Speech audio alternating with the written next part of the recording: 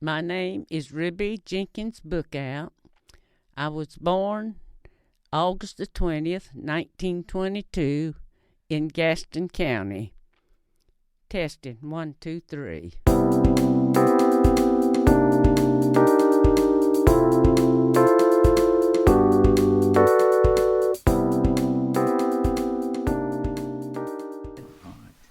It's my pleasure to welcome Ruby Jenkins Bookout to Point of Rock Studios in 90 over 90. Ruby was born in Gaston County on August 20th, 1922 on Jenkins Dairy Farm in Gaston County. She grew up as the eighth child of 12 on a working dairy farm. When she was 6 years old, her mother was hospitalized for a long period of time, and that defined much of her childhood, which we'll talk more about in just a moment. Ruby and her husband Fred, the now late Fred Bookout, were married for over 68 years. Together they raised one son, Michael, and she is the proud grandmother of 2 grandchildren. She worked on the floor of a number of textile mills in Gaston County through her life and retired after a period of working as a teller for BB&T in Gaston County. Ruby, what a pleasure to have you here. Thanks for being here. I appreciate it. Welcome to Gaston County. Yes, that's exactly right, because you're pretty much have lived your entire life here, haven't you? Picture of what now? You've pretty much lived your entire life here in Gaston County, have you yes, yes.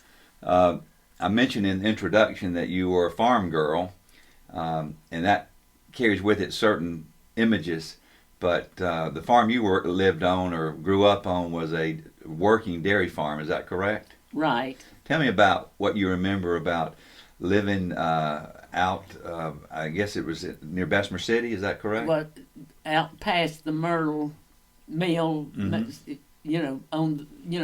Gastonia and Bessemer City. And you came from a large family, and your Yes. mom and dad, and you, I guess, delivered milk. Tell me what you remember about the early days of working on the dairy farm.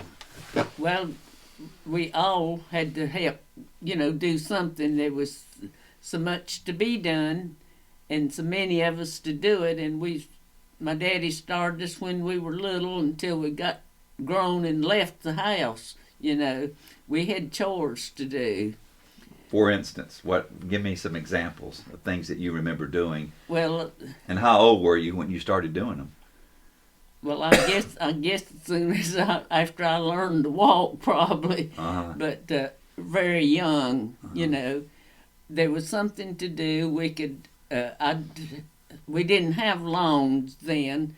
We had dirt yards, and we'd have to sweep the yard, get the yard cleaned up, and sweep the dirt yard. Yes. Okay. That there was no such thing as lawns, grass lawns and Right. all. And we had a wood cook stove, and we'd have to chop kindling and carry in stove wood to cook, and I guess there were animals to be tended to besides the dairy cows. well, we had pigs, chickens,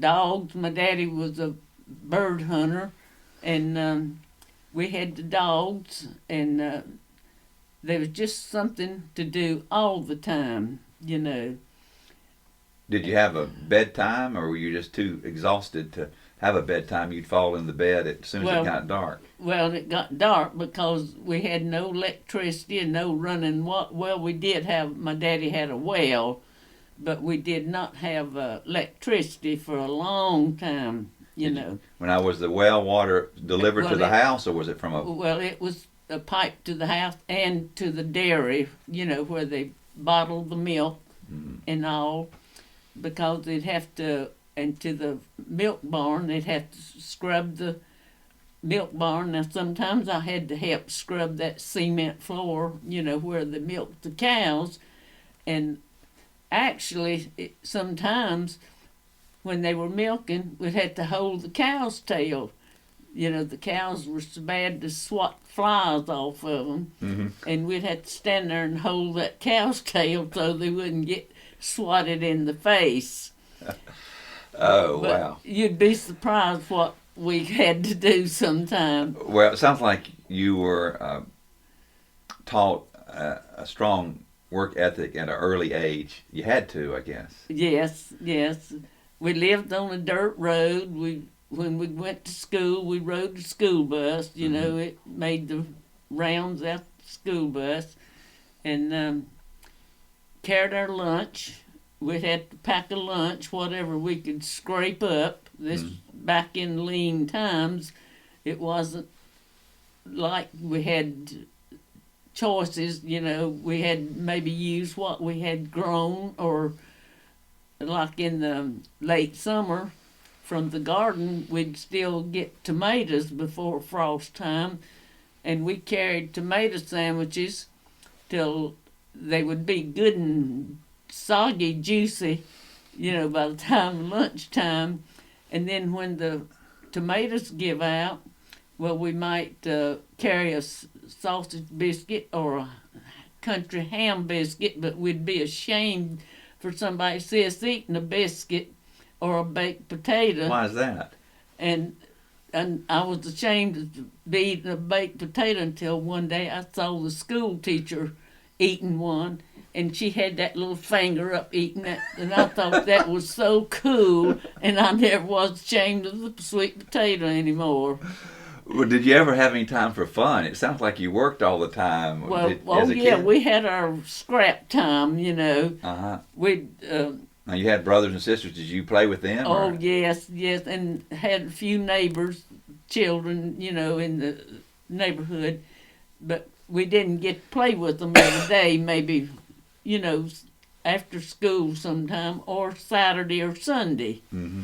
Well, did you have was it a rough family? Did you rough house with your brothers? Well, not so much, you know. We'd get into some little scraps over nothing, you know, and then we'd be over it, or if it's outsider got into it with us, well, we'd take up for each other. Right. But we didn't mind scrapping each other. That doesn't sound like you did. How about your dad? I guess he was a busy man He keeping really, the farm, because you actually delivered milk all over the county, really, didn't you? Well, it's all over the city. The city of Gastonia or Bessemer City? Gastonia. I know he, you know, had a regular route, and there's a lot of prominent people, you know, that took the milk. And what did milk cost back then? We were talking about that a minute ago. Well, back in the 30s and 20s. Well, I think that would maybe 2 quarts would sell for a quarter. You know, at times, and but now well, people relied on the milk being delivered every day, so it wasn't like you could call in sick either, I guess. Well, now when they bottled the milk, we had a great big ice box. I guess you'd call it a tailor-made one, a handmade one, and the iceman would come out a couple times a week to deliver the ice, and my daddy bought it in 300-pound blocks, and to keep the milk cool and all, and then they'd pack it on the milk truck when they get ready to deliver it. So the box contained the ice. You put the milk on top of the ice or around the ice. Yeah, and put the box on the truck, and then deliver the ice for the day. Yes. I see. No electrical ice boxes or anything like that. No, we had no electricity. Now, I mentioned in the introduction that when you were, I think you said first grade, or I think I said maybe around 6 years old, your mother left the home. It had to be first, and not more than the second, but I think it was the first grade when she had to be hospitalized. What do you remember about that?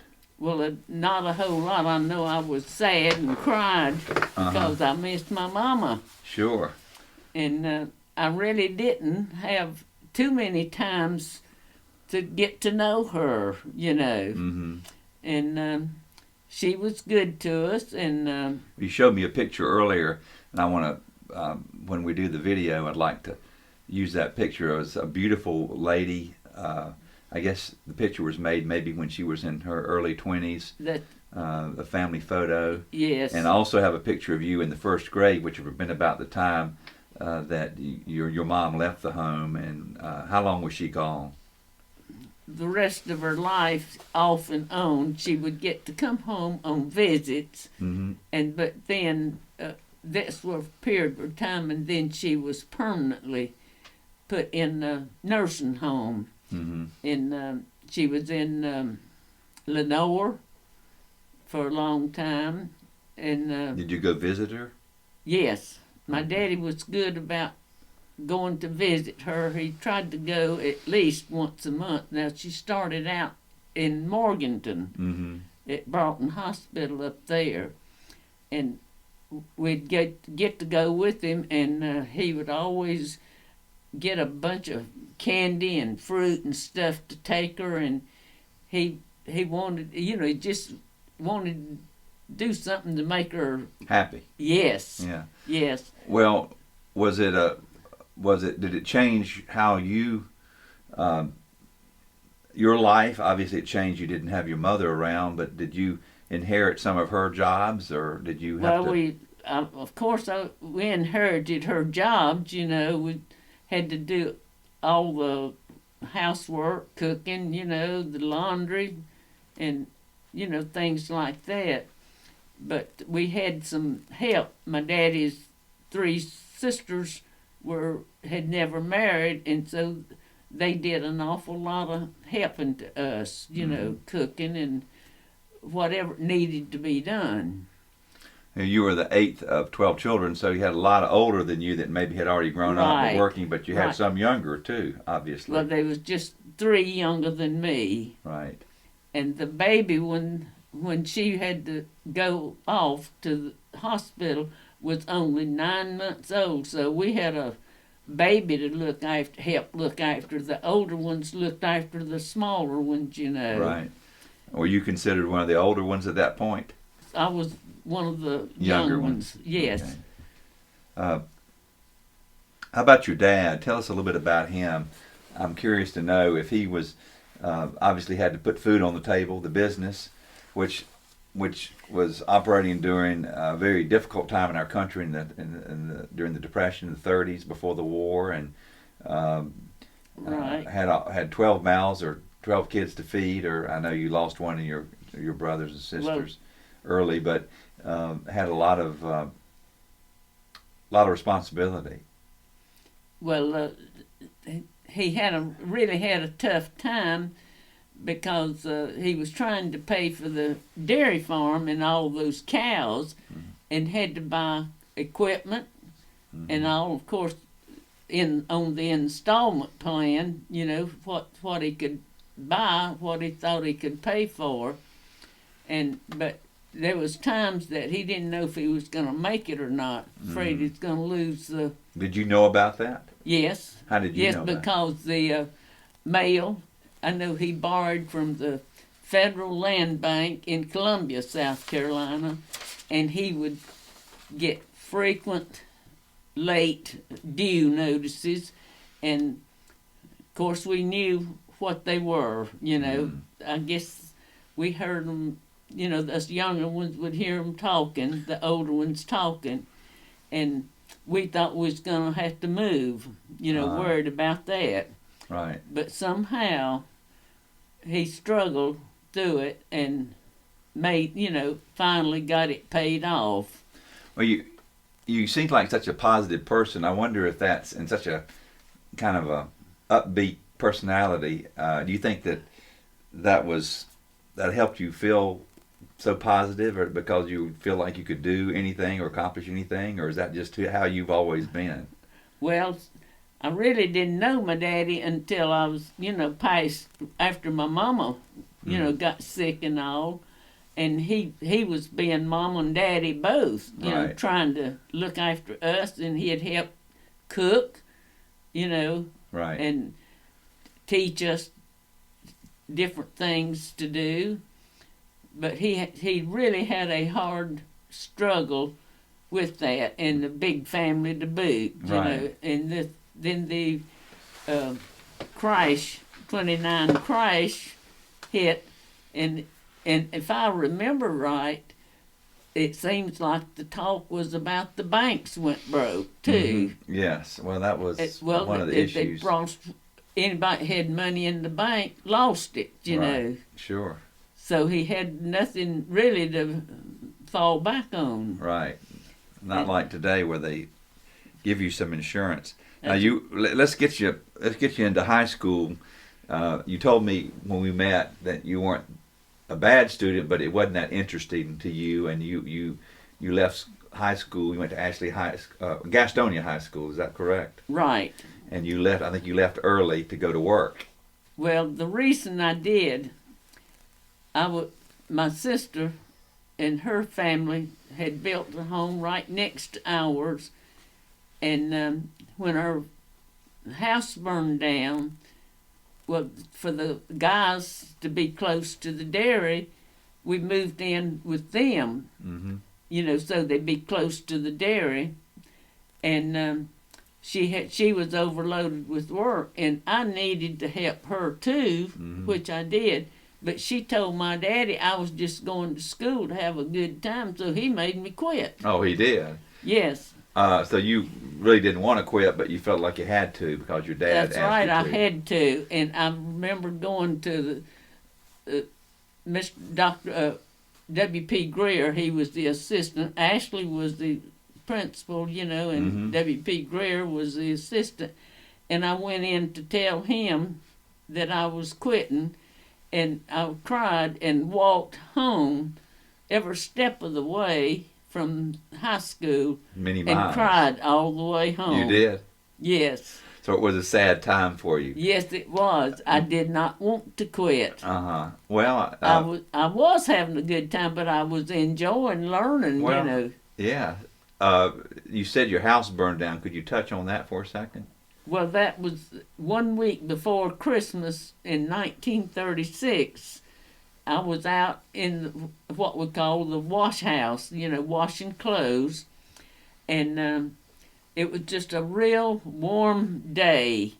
And I had gathered bedspreads and sheets and everything, curtains, I think, everything, cleaning up for Christmas. And I had the long clothesline full of clothes. And this neighbor came running up the road as I stepped out to go hang more clothes, and he hollered and told me, he said, "Ruby, your house is on fire." And I did not know him. I said, "What did you say?" And he told me again, and I looked, and it was boiling in smoke. And what caused it? It was on fire. It was, and my daddy and some of the boys was down at the farm working, and he was on the way back on the wagon, you know, and he jumped off the wagon and run beside the wagon when he saw the smoke coming out of our house, and I think he beat the horses to the house that day. What caused the fire, do you know? Well, we don't know unless there was maybe some sparks left from that morning, you know, cool morning. But it was warm, didn't need a fire during the day. Did the house burn to the ground? Burned to the ground and everything in it. Wow. That's a terrible That's feeling. A kick. Yeah, it is a terrible feeling. And so you had to move in next door. Well, we moved in with my sister, you know, so they could be close to the dairy to keep milking and tending to that, because it didn't burn any of the dairy, you know. Right, it was a waste. And so I had to help. How did your dad react to that? Well, he was, well, it worried him, you know, bad. And it was just a hard time for him because he was still struggling to stay, you know, above water. Right. With such a big family. Well, you left school, you came back and worked, and then I think you shortly went to work in one of the local mills here in Gastonia. Is that right? Well, yes. What was that job? Tell me what that job was. Let's see, must have been, well, you know, the war was brewing, and the guys were getting drafted Mm-hmm. and all, and they were hiring women to run some of the machinery, you Uh-huh. know, because they didn't have enough men. So I went to work at Myrtle Mill, dolphin spinning. Mm-hmm. Well, what And- is that? What is? Tell me what that is. For those that don't know, I know, but Well, some may not. for the cotton, you know, it's on the machines and spins into a thread, you know, sort of into a thread. Mm-hmm. And you had to, these bobbins would fill, and then it would knock off, and then it'd have to doff we'd have to doff these spindles, you know, Mm-hmm. all these bobbins of Well, that must thread. have seemed like easy work after all your work on the farm, Well, and you got paid on top of that. Probably not very much. It wasn't very much, let me tell you.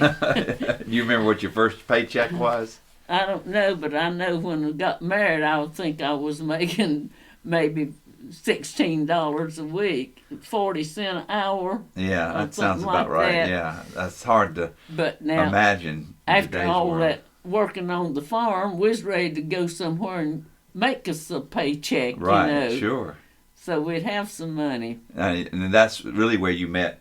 I think you told me that you That's met right. Fred I in was- your first job or one of your early Well, I jobs. was working at this bedspread factory, and where we made bedspreads, and Fred was stamping these sheeting, that's what it was, the patterns on that, and we would put the punch work where it was tufting on these, you know, patterns, Mhm. make them pretty, you know. Right.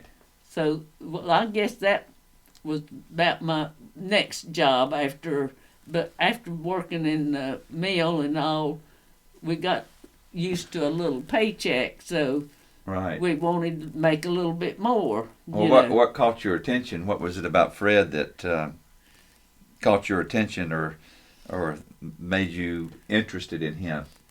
Can you say, or do you remember?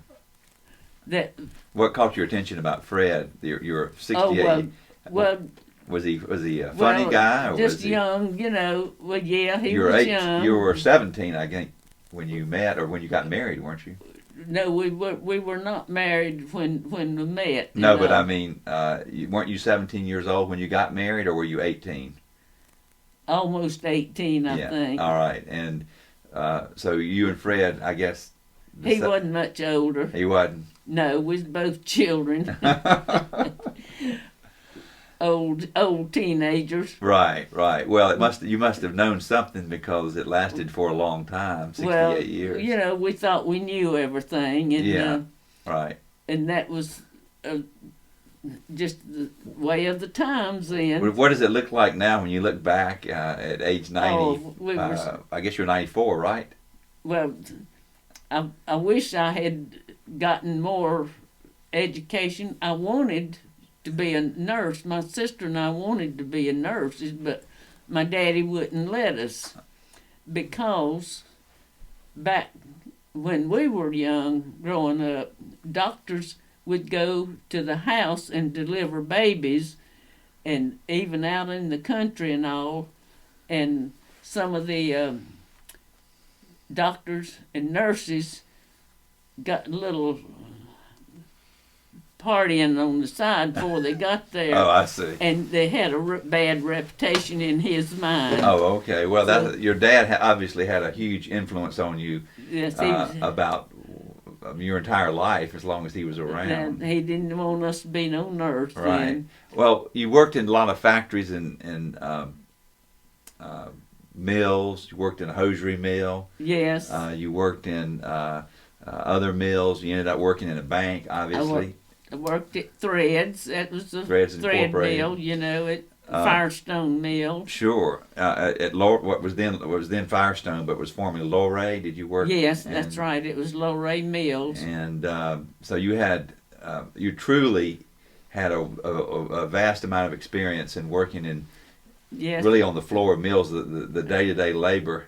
And then I wound up working in the supermarket, you know, Right. where make a little bit more money, you know. Yes. Uh-huh. So I was just a jack of all trades and master of none. Well, let me ask you this: you always, the times we've met, when we've talked, you're so cheerful and upbeat, and I'm just trying to find out what it is that makes you that way. I mean, can you explain that, or is that just your personality? Well, it's just my personality, I guess. I've always loved people. I guess starved for love, or for the lack of having a mother, and all. And I've always loved people, and even to this day. And I'm just a people person. Well, also you've enjoyed good health. Yes, I really have. And that's, I think, it has a lot to do with your lifestyle. Do you have any advice for us about how you've been able to stay so fit and you're sharp and? Well, we never had much to make us fat or anything, and we didn't have money to spend on everything. We just grew up thrifty, So you understood yes, what it meant to save. And we knew what a dollar meant, you know. And I know the church has been a big part of your life. You're a member of First United Methodist Church. Yes, it has. And I'm sure that's has helped support you through the not just the church, but your faith and that sort of thing. Well, we joined, me and the two brothers younger than me, we joined the little country Methodist church, and I moved from there to Main Street, when I was grown, after I was married. So yes, I'm a church person, or have been. Right.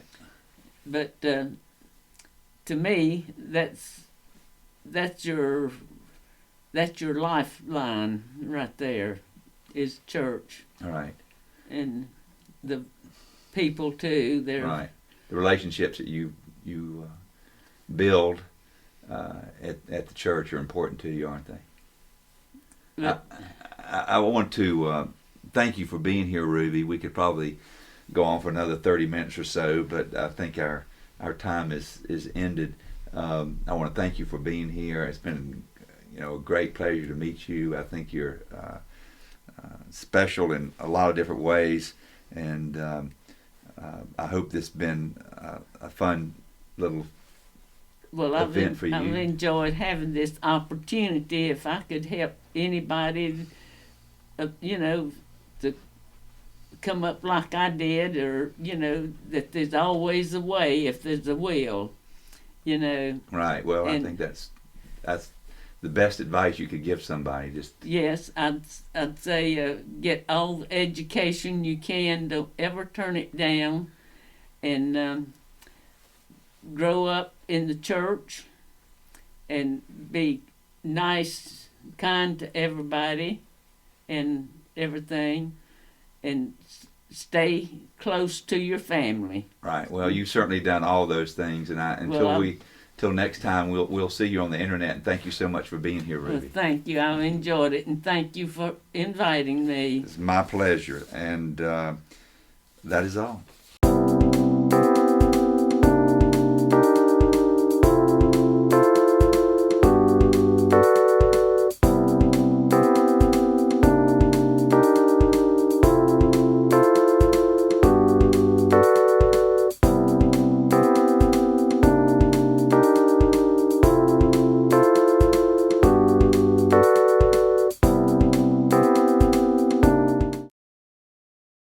She missed my main point. Her dresses were made out of flour sacks. Oh, were they? And she didn't get it in there, and I'm sorry. Well, we will put that on the. We'll put that in the link. Flour used to come in sacks, and they had flowers on them, didn't they, Mama?